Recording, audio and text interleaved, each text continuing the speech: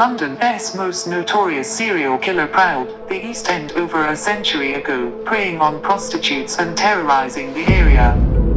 He made his mark as Jack the Ripperby, killing and mutilating at least 5 women.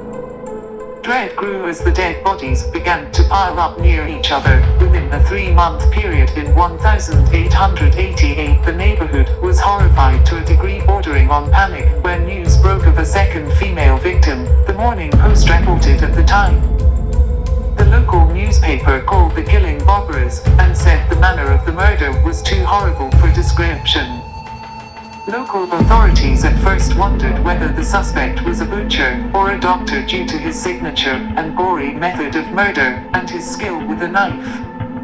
The victims of the so-called Whitechapel murders, Mary Ann Nichols, Annie Chapman, Elizabeth Stride, Catherine Eddowes, and Mary Jane Kelly, all had their throats slashed, and most of them had their stomachs slit and organs ripped out before being dumped on the streets, according to author Dave Yost, who explores the 5 deaths in his book Elizabeth Stride and Jack the Ripper. The FBI, which analyzed the case in 1988 at the behest of a movie production company, said each victim was known to be a heavy drinker and a prostitute. They were all targeted because they were readily accessible and were killed swiftly in the early morning hours. Even with all eyes on the case, police were never able to put a face to the killer. The FBI said local investigations were stymied because forensic technology and other advanced means of thoroughly investigating homicides were non-existent at the time.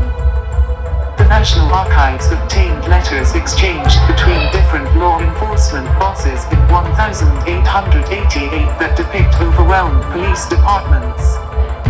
Charles Warren, who was the Chief Commissioner of the Metropolitan Police at the time, asked for help from the City of London Police.